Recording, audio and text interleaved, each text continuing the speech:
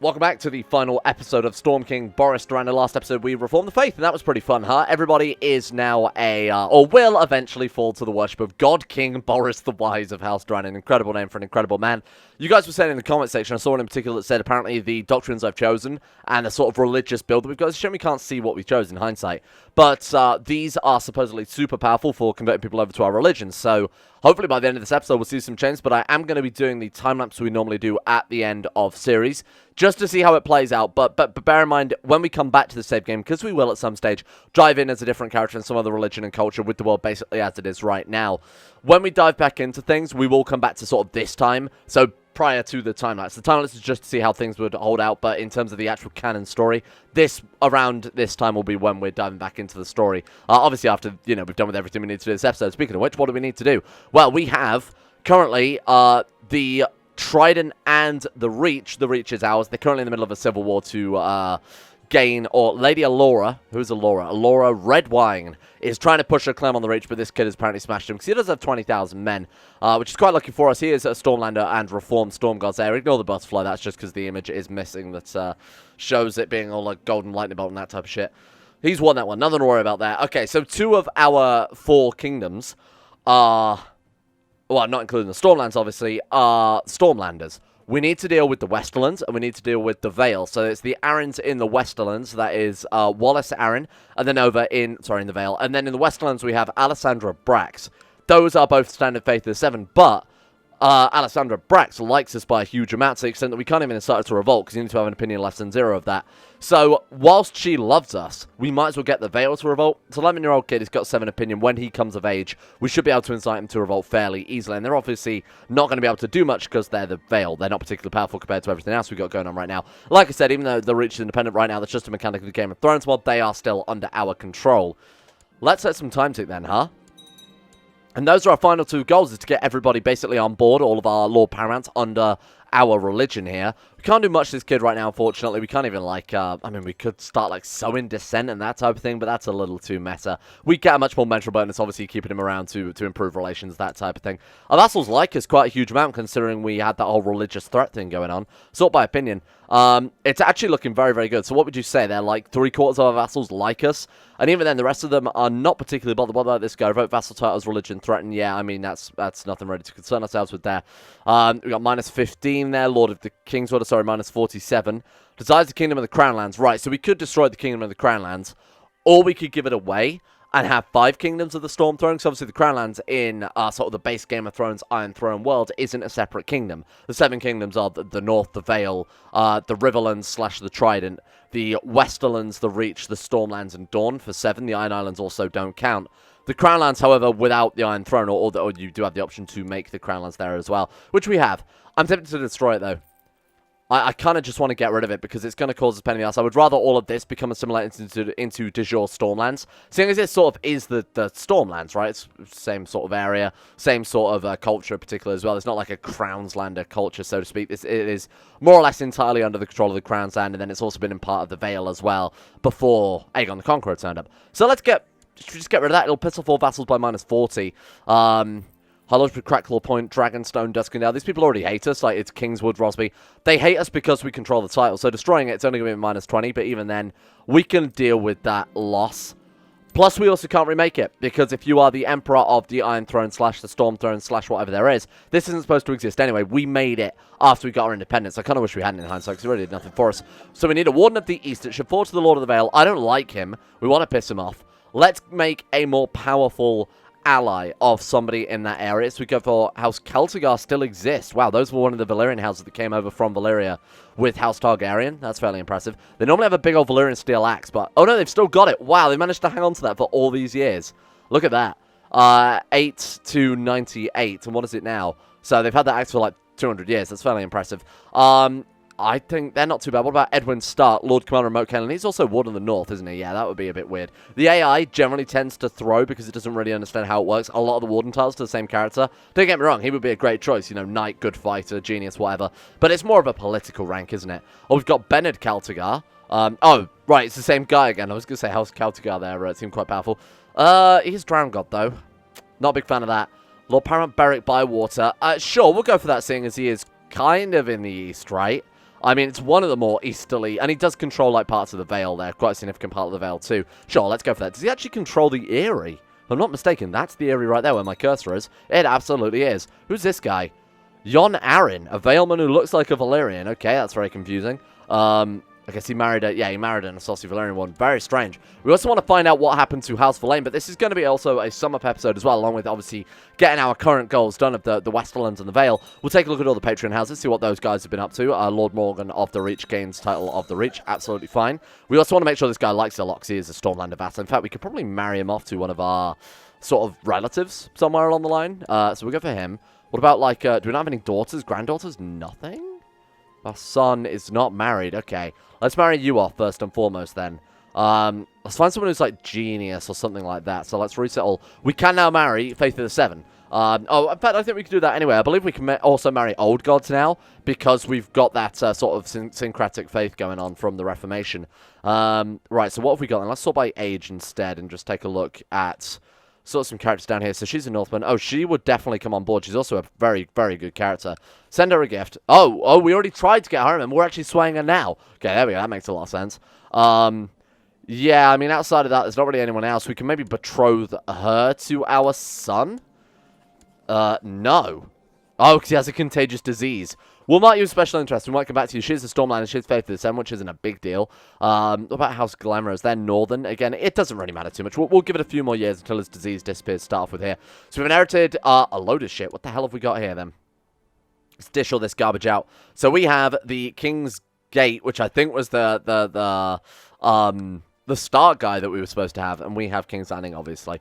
Let's just give that away to anybody, then. We'll just go for any old Stormlander vassals for a lot of these titles. Well, we can now buy a favor from. Apparently, we let her access our library. I don't know if that's a, yeah, Swayed +5 there. I don't know if that's a euphemism, but let's get her on board. Bring me the greatest knights in the realm. Let's see. We've got Apprentice of Sea-Watch. He's a fairly good character. This is the King's Guard, so we're looking for just basically the highest personal combat here. Also, characters who are not aligned to inherit generally will accept as well. This guy says he cannot give up the pleasures of women for a lifetime. I mean, let's be honest, this is a King's Guard. They never did that. Commandant Fools. Right, let's see if this one will buy a favor, and then we'll bring her to court and marry off to our son to kind of ensure that the generations are going to stick around, that the realm will stay together, hopefully with Genius trait a little bit more. Right, assign marriage, arranged marriage. No, we need to invite her to our court first, Genius. How embarrassing.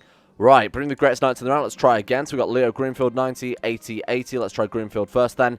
I have ambitions to not be served by people. Basically, you're not supposed to refuse the King's Guard. It's, you know, Jaime Lannister did, and he was in line to inherit the whole of the Westerlands.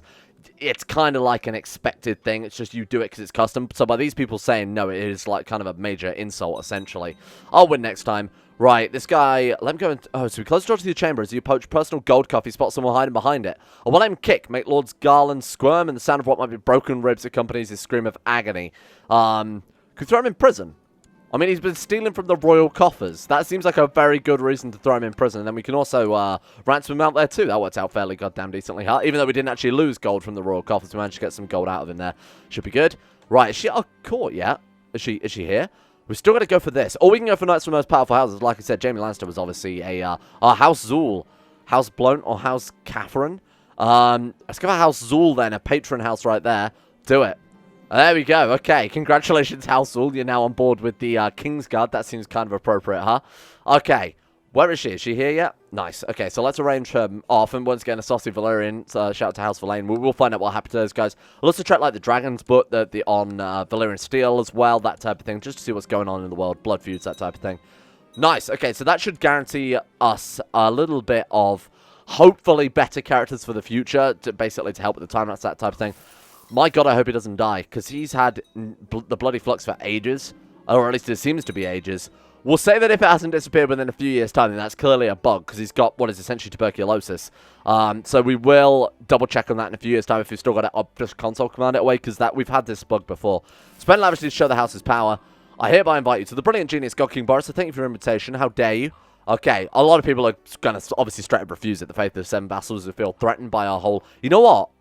Given that we've got a feast and we invited that many people... Very few people said no. What was that, like 4 people? And 2 basically said they were too busy and the other 2 actually refused?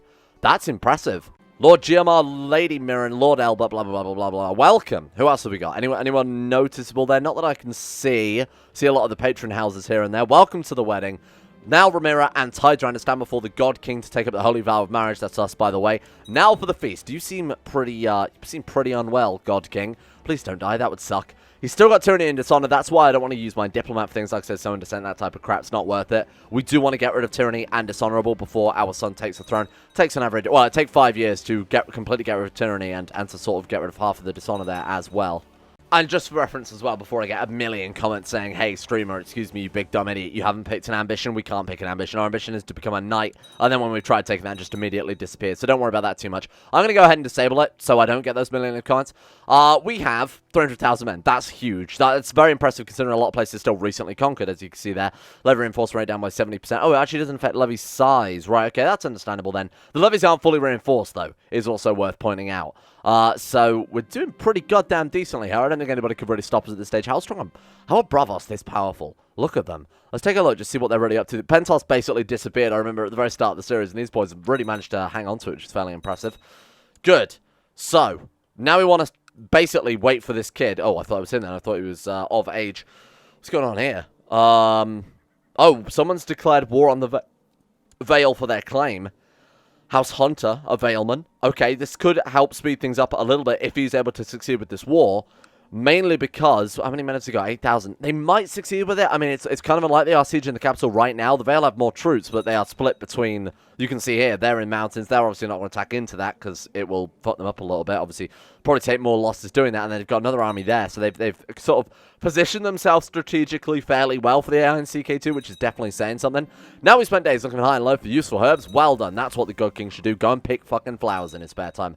Warden title stands empty, so we need a new Warden of the North because our Lord Commander of Moat Cailin died. So Moat Cailin is what's known as a military commander. That's a government type. What happens with that is key places like Moat Cailin, when the ruler dies, it goes back to the throne so they can dish it back out again and ensure that, you know, it's always under their control, basically. There's also a couple of castles in like King's Landing that are the same thing.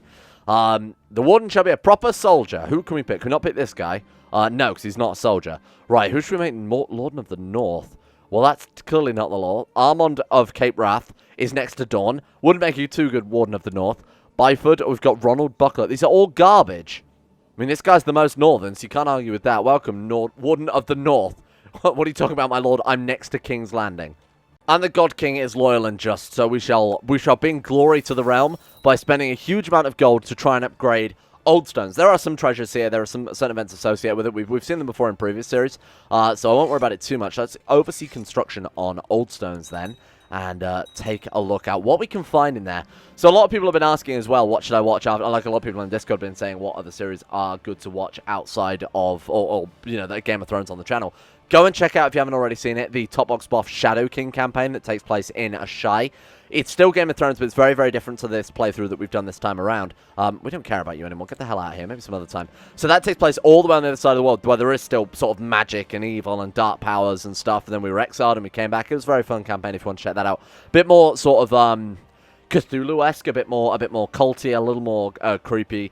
It involved the old ones under Lang, and that's all I'll say. Go and check that out if you're interested. That's a bit more of the occult side of the Song of Ice and Fire world. I owe him nothing. Get out of here. We're not giving anybody parts of land or anything like that. You're great. So I'll politely remind you that the gold, the Storm Throne, it's only 93 gold, so absolutely anything to pay off any of our... I hope we haven't got too many of those debts. It's a shame there's no real way to just check it out quickly, you know?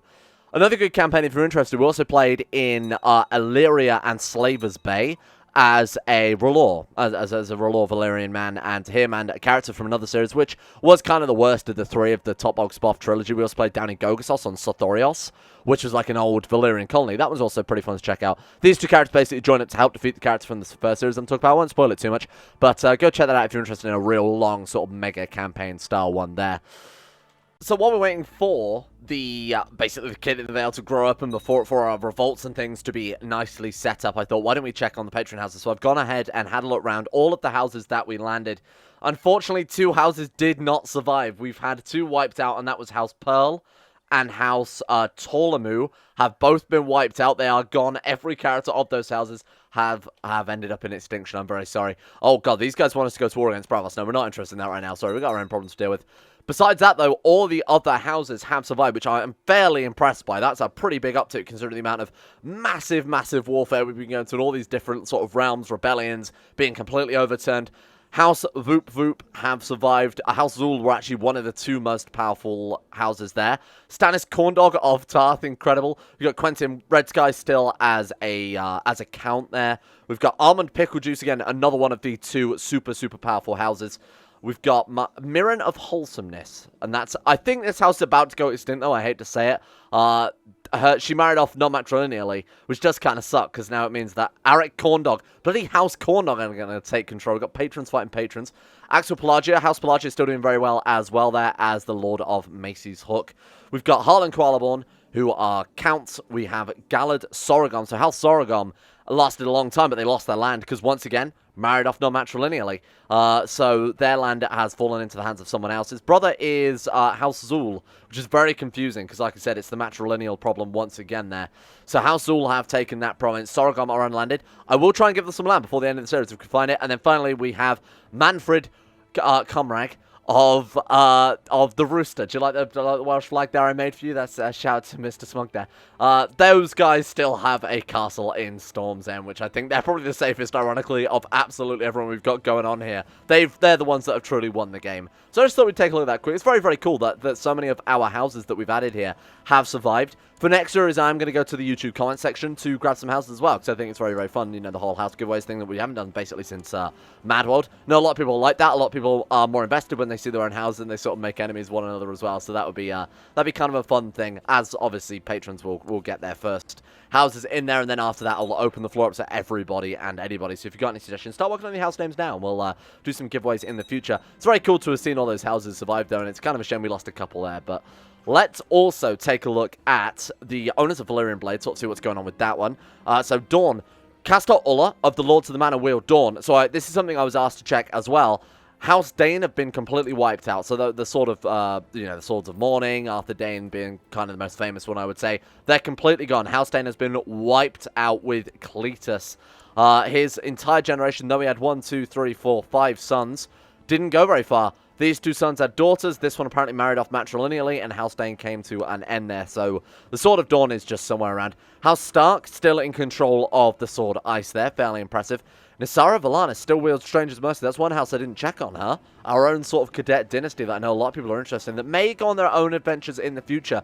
Fair amount of them still left, to be fair. I'm actually somewhat impressed by that one. There she is. She's gone back over to Valyria, though. She's in Volantis right now. We may have to bring them back home so that and they still have the bloodlines there as well. Very impressive stuff. Sure, we might want to try and bring some of those back so that we can send them on their own adventures in sort of future series. Maybe dedicated to them if you guys want to see it about Valyria. Swords, Axe, and Arax. Is there anything else worth pointing out here? Longclaw is Edwin Stark, so the House Mormont, ancestral Valyrian still there. Make a poison vigilance. Everything else seems more or less the same.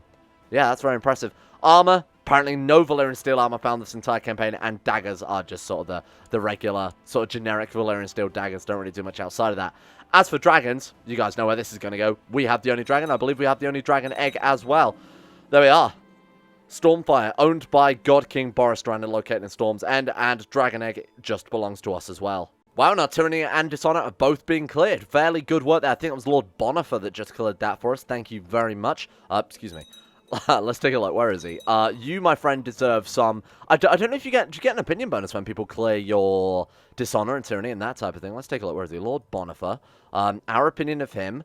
Batlege, good service, plus 10. Hey, fairly good. I was going to give him a gift, but he already likes us by 100. House Voop, thank you. You have saved the king and the black mark upon his name. This guy wants to marry Malaria Storm, probably for a diplomatic marriage, let's be honest. He's probably trying to keep us around together a little bit. Did he defeat that upstart? He absolutely did. Donald of Eastfield has been defeated, and his son is now in prison fairly. Or the entirety of House Hunter there in prison. Just got to wait a couple more years for this kid to come of age. Then we will force him to rebellion, replace him with a Storm God vassal, as we are wont to do. And then, what's it here? Make it so 124 gold. We've got enough gold to make that worthwhile.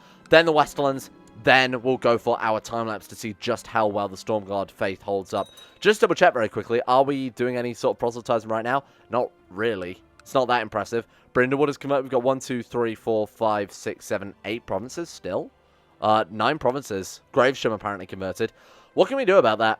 Should I be, like, actively proselytizing maybe the High Lordships? That type of thing, like go for High Garden, something like that? Guess it would probably make more sense. Okay, this is insane. Subject religion converted, 100% chance yearly. I didn't realize it was quite that powerful. So what that means is the people that we are stationed in, the actual characters there are likely to convert. County religion converted is at 4.1%. However, Highgarden has already converted. That's the point I was about to... That's the big thing that I was going to point out there. Gods of the Storm. So we can see there. Very strange. That was very, very fast, that conversion. We probably want to go for, I imagine, the High Lordship specifically. Now, on the subject of that... Oh, man, hang on. Wait, 1, 2, 3, 4, 5, 6, 7, 8, 9, 10, 11, 12, 13. The Massey's Hook. Wow. Okay. I think I must have missed some last time. We need to keep a close eye on this, because this is going to be very strange. So, like I said, let's go for these High Lordships, because that way the High Lord there is going to have a lot of sort of pressure from the local culture, maybe uprisings, that type of thing. They might manage to overthrow them and install a ruler of our own religion. House Tully took back the Trident. Don't know how they did it. I guess it was an eventual threat or something. We'll check that in a second. But the more important thing is, Lord Paramount Howard II of House Tully got to the Storm Reformed. He's our religion there. That's absolutely insane. What's the moral authority? 92%. He's our religion, which I have no idea how the hell that's happened, but it's fairly impressive nonetheless. He must have conquered that with a conquered as a claimant. So we gave it to Beric of Seaguard of House Bywater, and then this guy took it. And maybe it was in his court, maybe he just converted by being in our court. God knows what happened there. That is fairly impressive stuff. So that's dealt with another one of our High Lords, although he already was Gods of the Storm. It's just good that they didn't go back to the Faith of the Seven. God King Boris. Certain valuable artifacts that are rightfully the property of House Cloudless are currently being unjustly held in the Storm Throne. What do you think they want? Out of interest, a sword, maybe? A nice book, or something that they've had historically for quite a long time? They want the fucking Storm Crown. No! Declare war, how about that? She's back down and not gone to war. Yeah, no shit. House Cloudless, you weird people. Who you talking about with your goddamn Storm Crown? Excuse me, Storm God of House Durrandon, I would like your crown if you don't mind. Oh, and that's absolutely fine, House Cloudless. Take 2 while you're at it. Empty the royal treasury, you weird man. God King Boris, I hereby invite you to participate in the tournament of... I should probably say, hey, don't ever tell me about tournaments again, because I honestly do not give a shit. Alessandra Brax says, okay, this is the Westerlands. Are you... Lannister? Cat House Lannister over here trying to convert them? I mean, how many Lannisters are left? 36 of the fuckers. Sure. He comes to our court. Can we demand religious conversion? No. But we could try. We do that. We put them in the Stormlands. Because we've got a 100% chance to convert a subject. We could back this guy's plot. Convert it to our religion, back his plot. That way we can supersede the need to have a revolt. And also revoke all the titles twice. I'm going to go through all that hassle. Plus it's bringing back House Lannister. Which I think is kind of a cool idea. Holy shit, it actually worked. Hang on, game, stop bugging out here a second. I wanted to leave that message up, but it bloody crashed or did its usual sort of hang as it tends to do. Quentin Lannister has converted to God to the Storm Reformed. I mean, we had a 100% chance of doing it, so it's going to happen sooner rather than later. We could push this guy's claim on the Westerlands right now. Oh, but she's our vassal. You can't declare war on your vassal, you madman. I was kind of hoping that while she was independent, we could try that, but I guess she is still counted as our vassal. Can we not just basically say, hey, go for it? Like, hey, come on, we'll back... Oh, God, he's going nuts. We lose to press, but we gain lunatic. That's probably better, to be honest with you. Pick out the envoy with smooth words. That's a real shame. I mean, how can we install him otherwise? Lordship of Butterwell, me IRL. Do there really is much that we can do to push his claim? I don't know if we could maybe try and convert them instead, rather than inciting them to revolt, because House Baratheon like us quite a lot. They've clearly got a decent dominion over the Stormlands. I'm going to say, don't bother me about tournaments again. It takes up way too much bloody time. Moat Kaelin have converted. Man, this is quick, huh? This religious conversion was a good idea. Let's take a look. Yeah, it's definitely kicking off. The Stormlands in particular are taking on quite well. We've got, obviously, that tiny little bit there. Wow, okay, so where do we want to send our priest now? Because he's just sat around at our court trying to convert our subjects, which is kind of a waste of time. Go to the Vale of Arryn. Go to the Bloody Gate. Ideally, we'd like to give them back the Eyrie, but that's okay. We'll worry about that later on. Go to the Bloody Gate and get them converted. Taking, I mean, given the Tully's back River Run too would kind of make the most sense, but it's such a pain in the ass to set all these different revolts up. Let's build a flagship. All good emperor slash king slash multiple kings need an enormous flagship befitting of the entire Durrandon fleet. Absolutely what I was about to say right off the tip of my tongue. I think this is friendship. Good.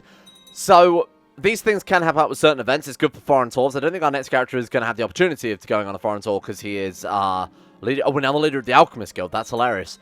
We're not going to be able to do that because I think he's just way too old. The fact that he's also had gout for the past 5 minutes, I'm removing that. Fuck, this is ridiculous. Get out of here. Right, jar info, remove trait. What is it called then, do you think? Probably just has underscore bloody underscore flux. So let's get rid of that shit because I'm sick of that. That's been like 5 years. This kid would have died. He should be dead. Right, there you go. You're as good as new, my friend. Congratulations. Okay, not a problem. That's unbelievable. Like I was saying, not only is he ill, but he's also now 32. He's a good character. Well, he's an okay character. He's got some okay traits. I'm just hoping that he's as a good breeding stock with his wife. Oh, she is pregnant. That's good. Our Lord and Lord J.K. stand down. What do I care? We're not going to get involved in our vassal wars. I mean, you are our faith. Now, this one I might... Yeah, Edwin Stark. Trying to put a claim on Riverrun because he's a descendant, obviously, Catelyn and Edward. No, I'll order him stand down. Yeah, you will, you little shit. We've got House Stark vassalized. What have they got? Managed to grab... Oh, they've got Riverrun. Shit. Right, well, that makes a lot of sense, huh? Maybe he'll go to war and obviously take Riverrun off them. He's at war with the Vale of Arryn right now. Good God. Stark and Arryn and Tully's are all up having a big of a tussle over the north. That seems about right, though, huh? That's what happens with all their close sort of marriages they had going on for a while. Commander of the Gold Cloaks, Raymond, Commander of King's Landing. Congratulations, you are now Commander of the Gold Cloaks. We've got Paramount Knight. I think this is like your Executioner. It's just like a temperate Warden of the West, Alessandra, which I assume she lost because she went to... Well, already done it. Which I assume is because she had that massive civil war. Again, there are certain systems that I don't know about the Game of Thrones mod. The Warden system is a little odd. The Mega War system, I know you can disable it, but it has the potential to be so good. There are just a few kinks that need to be ironed out that I'm not even sure the game devs could do, or the mod developers could do. It's just inherent to the core switch engine, the way that certain things work in warfare, and it's just hard-coded in CK2, the way certain things are expected for it to run. They've done kind of a big, ambitious project with that, huh? You're great to humbly ask you to intervene on behalf of the great aggression of Lord Harmon Picklejuice. Every time. House Picklejuice. I mean, he's not even my religion anymore, you traitors. Oh, Harmon, stand down. Stop it. If you converted back, maybe I would consider it. It's a shame you can't say that, like, hey, convert to my religion, I'll just let you go fucking nuts. But obviously that would be a little bit tyrannical, a little bit arbitrary. 153.3% of plotting to incite revolt against House Arryn. Not really much of a surprise, given that the majority of our High Lords are our faith. The other High Lord really loves us. Obviously, she's got 100 opinion of us there, which is fairly impressive. Good God. Is that 2 that we've just had since I've started that? Okay. I see what... This religion actually might be the most powerful. The proselytizing one might be one of the most powerful. I think just because of how aggressive you could be on the religious. Oh my God, it's perfect. Quentin. You shall be called... What's a classic... What about Durran? What about Durran the Third? He's a genius. He's definitely worthy of the name. My God. Okay, let's go for Thrift so that he's better at managing a realm, because that is really what we've got to deal with here, managing the entire bloody realm. So, Will of Durran there. We've got all of our stuff. Court Chaplain converts faster. Obviously, that was something to be expected. So, I guess that's kind of paid off now that we've actually reformed, huh? Let's grant you a Dragon Egg. Give him the Dragon Egg. If he fucks it up, I will be very annoyed. As is now Durrandon tradition. What? Oh, okay, this is awesome. You have young Durran sleep in his bed with his new dragon egg. If a dragon is hatched, it will be a sign that the child is indeed a true Durrandon. What if the dragon is weak? Then he'll be a weak ruler, I guess. What the hell is that all about, huh? Is that because we've used dragons to conquest places so much that it's now, like, synonymous with House Durrandon? Fairly impressive. That's very, very cool. And there it is, the fleet, the ship that's going to lead the fleet of the Storm. Lord Ronald Buckler informed me there is a new flagship for the Storm Throne fleet is complete. The Drummond has over 700 oars and a huge sail is blazing with the arms of House Durrandon, and many hundreds of people gathered to watch it be launched into the sea off of Storm's End. Really a bad idea. All say it is one of the largest ships they've ever seen. Awesome. Now we get to rename it. I'll select my own name. We shall name you Storm Chaser, which is a reference to a ship already existing in the Game of Thrones world. Plus, it kind of makes a little bit of thematic sense there as well. I kind of like that one. Ship we can't buy a Nighthawk, because that'd be pretty good. But we can compose a book, apparently. I think we want to go for managing a realm, right? Maybe go for In Honor of the God King, write a book about ourselves. Ah. What do we think? The River King's Crown. Old Stones was once the site of a great castle whose original name has long been lost. The River Kings of House Mud have their seat here, and from it they ruled as kings of the rivers and the hills for over 1,000 years. This was until the line was extinguished with the death of Christopher V during the Andal invasion, thus ending the First Men's dominion over the lands of the Trident. Only the bare foundations of the curtain wall and the keep remain in the castle that you started rebuilding, and the stones pilfered long ago by local small folk. However, at the centre of what was once the castle's yard, a great carved sepulchre still rests. half hidden from waist-high grass. The sepulchre entombs Christopher and the fourth of his name. Beneath it, I thought it was fifth of his name. Oh, he died during Christopher V, so I guess they buried the crown of the last guy. I have no idea. Beneath it, your builders have found his tomb, and within it, many chests filled with ancient golden coins. They've even found what might be called the royal crown and regalia of, I assume, House Mud. Shall we take the crown of the River Kings, or shall we say, leave it be only House Mud may claim it? Obviously, we're going to take the house. I mean, 50% chance of getting the trait honorable. He's 58. He's going to die soon anyway. That's cool. That's one of the features that you can get from that, and we can actually pick an ambition there, which is kind of nice. That's another sort of similar one that you get from Summerhall. So with that, you get a dragon egg. That was the big reason why I didn't want to give it away, is because whoever we gave it to would get a dragon egg, then we'd have potentially rather dragon ruler. Most likely, the dragon egg would just be wasted. So let's take a look at this river crown then. It's very cool. We've seen it before in previous series. There it is, Crown of the River Kings. We can actually equip that, and it will update on our picture as well, and it actually looks like the treasury. They've done a lot of effort with this system. Crown of the River Kings is basically identical, I believe, to the Storm Crown. Yeah, it gives exactly the same thing, but obviously it doesn't make sense that we would wear that one over our traditional one. Kind of a nice little artifact to get, though. Fun little trinket. Lady Liera has sent her sycophants to torment me once more, spreading vile rumors about me. Everybody at court is whispering about how I've lost my mind and should no longer be trusted to rule over everything. Such poetry and wit, because we have the lunatic trait. Her opinion of us is swayed. That's impressive. Compliment her vocabulary, prevent her from antagonizing you for some time. Or, for your admirable honesty, I dub thee Sir Lyra of Turnip. We can knight her. Grant her a knighthood for her honesty, preventing her from antagonizing you for some time. She'll be known as the Knight of Turnips. Congratulations, Lady Lyria, the Knight of Turnips of House Cloudless. Congratulations on your knight. It doesn't actually make her a sir like in the Game of Thrones. That's a very cool trait, though. It's a real shame there isn't more in the base game to prevent people from antagonizing you, because obviously as your rival, there are certain things they can do, like jewelry, for example, which would not be fantastic. Yeah, it's obviously not smart to try and pursue something like that, but it is still worth, mentioning, especially in, like, multiplayer as well. But it's also very gameable by the player to antagonize people and then duel them to death, and antagonize people and duel them to death. So it'd be kind of nice to see if you had, like, high diplomacy or kind or humble or things to basically take it on the chin a little bit and not let them antagonize you. Make sense. Like, the only time I've actually seen it ever is what we just saw there with the lunatic trait. Every night since he was given it, my grandson Durran has been sleeping with the dragon egg, but it has remained cold. As the months slip by, we've given up hope of it hatching anytime soon. It's a bad omen. He loses 50 prestige, but I don't think anything outside of that. The dragon egg's not wasted or anything. I don't know what I think about that event. I guess maybe it's a good thing if you manage to hatch the dragon somehow and it becomes a super powerful thing. I imagine that's only possible, though, if you are a Valyrian. I don't know why we've got access to the event, to be honest with you. Well, that's unfortunate. Another Warden of the West gone there. We are down to Lord Paramount Cinder of the Westlands. How did she die, out of interest? Killed in personal combat by Jeremy of what? Bloody House Ashford again. They were the old kings of the Iron Throne. It should fall to the Lord of the West. I fully agree. Oh, dear. Well, that's what I was hoping for. Lord Paramount, well, obviously it wasn't, but I was hoping this event would fire. Lord Paramount Wallace is not being convinced by the fabricated evidence. I sent him to form the contents to his liege. Oh, me? Oh, well, I'm sorry to hear that I'm trying to incite to revolt. Thank you for letting me know, though. Didn't even know that. To the humble storm. So these were the people who own the Iron Throne at some stage, or came into the inheritance of the Iron Throne's treasury. Because we are the Lord of the Iron Throne, we can say, hey, return everything, at which point they're going to give us absolutely everything. Robert's Warhammer, Crown of Dawn. All of this shit is now ours once again. Wait. Well, they kept some of it. Can we not demand the return of anything else? Why are they allowed to keep Robert's Warhammer, the Crown of Dawn, and the Dragon Skulls, and the Helm's Helmet? Oh, well, that sucks. We got something, though. What did we get out of that? Crown of the River Kings, the Falcon Crown, Aenys's Crown, Crown of Winter, Crown of the Rock. Okay, that's fairly cool, if nothing else. Well, we made some gold bracelets, which we're going to keep because we don't have them. Hey, did we succeed? There we go. They will honor their obligations. Lord Paramount Wallace is completely fooled by the fabricated evidence. Right, first of the steps here. I might have to put the timelapse in a separate video because this is going on for fucking ages. Right, move in, team. Oh, a lot of people have also joined him in the rebellion. This is good because he's going to deal with all of our religious enemies in basically one easy-to-digest war. Big fan of this one. Don't care what they think. I mean, I didn't remove anyone from the council, first and foremost. That's absolutely not something I've done here. This could take some time, though. I don't know why, but we've been given personal control over the armies of the Westerlands. I can only assume that's because the kid is, well, exactly that. She's a kid. She doesn't know how to control troops, and I guess that she couldn't obviously declare independence or anything, or maybe doesn't even get a choice to because she's 7. So instead, we just get full control of their armies, which is what is sieged in the Vale right now. Fortunately, we can't use the dragon, though, because we are in Mountain, I believe. I can double-check it.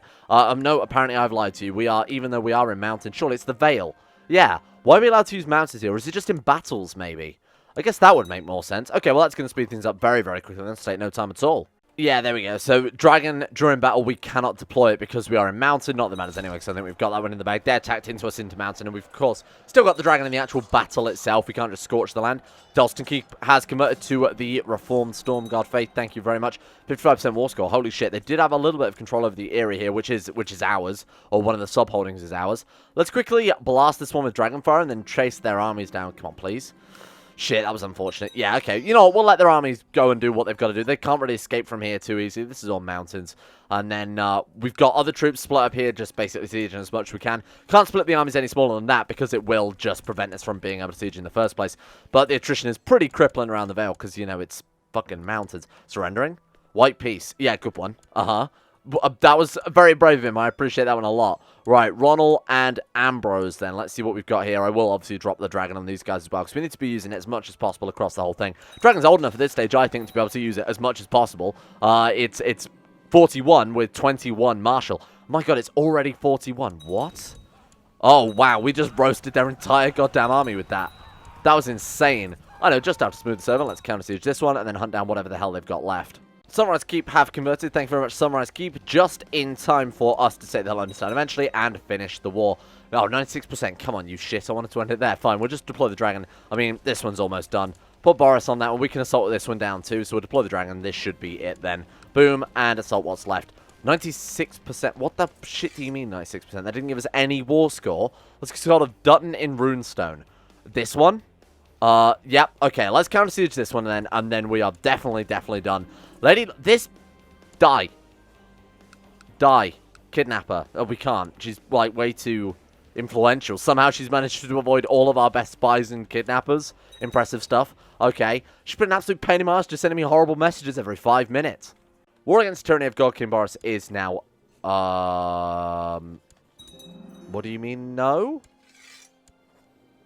What? Oh, because he's got something occupied by Hareth. Who's Hareth? Hareth, is that you? I mean, Maldon. Who the fuck is Hareth? What have they got? Oh, this thing.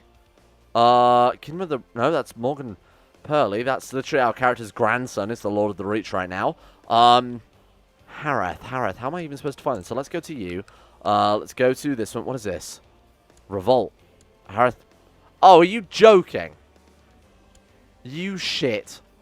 Okay, good. The things I do for these goddamn people. War against tyranny of King Boris. Thank you. Goodbye. There we go. And with that, we are more or less done here today.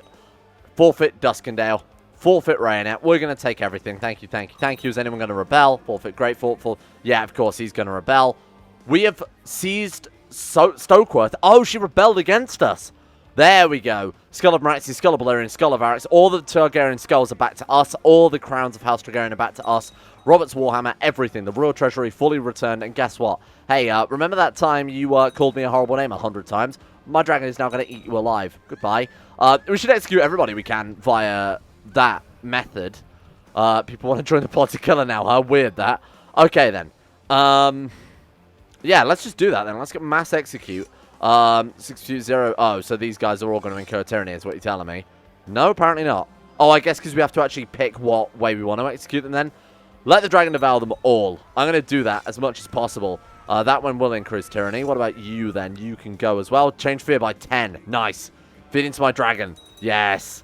So the fear is going to be the thing that keeps this round together at this stage, right? I mean, people probably not going to like us too much because of... I don't know, that random person was we just fed to our dragon then. Because of the religious conversion as well, especially rulers of the Faith of the Seven. Those guys are going to hate us a lot, so we might as well just rule through fear as well to stop them. Oh. That was not worth it. Lose 102 gold for executing that man. Ridiculous. Andrew, congratulations, my friend. You're a good military commander. You're going to need this to hold all this together at the end of the day. Lordship of the Bloody Gate for you, my friend. And that... Oh, shit, that's a bloody military command. God damn it, I wanted to give the whole... Oh, we still can. All right, nothing to worry about then. Boom, there we go. Nice. Lord Andrew Milbank of the Vale, Stormlander Lord. The High Septum has what now? Oh, he's just there. Okay, we've somehow vassalized the High Septum again. He's just come back to us. Well, obviously, we can't convert him. Not that it matters too much. We can, however, now that he is our vassal, rode the faith of the 7 right down to minimum, which is fairly impressive. High Septum cannot withhold the blessings of the Liege's rule. He's basically our bitch if we do that one, so we'll go for that one instead. So, let's just recap here. Tully, ours. The Vale, ours. The Reach is our grandson on that one right now, although he's suffering a sort of major civil war. Can we do anything to help that? Morgan is winning. Okay, nothing to worry about then. Willis, he might even ask us to get him stand down. All that's left is House Brax, but we could play the marriage game on this one instead, which might be a bit more sensible. She'll marry him non-matrilineally.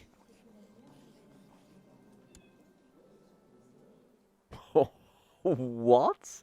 And with that, I think we are done. I think that gives the time-lapse some... Oh, okay, we've got a civil war here, which we'll just very quickly sweep up. So, 4 of the 5 High Lords are Stormlander, besides obviously the High Septum. The Lady of the Westerlands, her children are going to be our grandchildren, or... No, it is, because it's... No, great-grandchildren. So the Reach and the Vale and the Stormlands are all going to, you know, married together by blood. So even if they aren't, even if they remain faithful, which I don't think they will, we have nothing to worry about. Oh, yeah, because they're not matrilineally married. No, they will be ours. We're just going to inherit the... We'll just inherit the Westerlands then at that point, which we can just dish out, I guess, to somebody else, huh? Awesome. Well, that worked out incredibly well. Damn him anyway. Oh, my son's wife just died. She was our spy master. That's kind of my own fault there. Chief General Crichton, welcome aboard. You can start proselytizing. We'll check the religious map mode before the time lapse, then we'll kick it all off and sort of see how well that goes. And this will be all from me. Thank you all for watching. I hope you guys have enjoyed this series. Big shout out to the patrons. Hope you guys have enjoyed being a massively integral role of this series. We'll be doing this later on. As I've said, we'll be bringing back the Patreon house, but I will also open it up to the comment section. I would love to have an entire like Kingdom/Empire of just everybody on YouTube and everybody from the Discord and all the patrons and stuff. I think it just makes it so much more immersive and so much more cool, and we actually recognize the names of these powerful vassals, seeing as we're, you know, basically coming up with them ourselves. So, up next, time-lapse. Obviously, still be part of this video. Don't know how long it'll last. I'll try and run it for as long as I can, but this is a very, very slow mod. You've got to remember, so if it's only a couple of 100 years, don't be surprised. And let's see how long the conversion of the realm takes. You can sort of see it here. So we'll do a before and after shot. I'll try not to move the camera too much. We'll do a before and after shot to see what the comparison is like with that one. And, yeah, best of luck to House Durrandon. I think we've given them the best chance we can. See how well they do.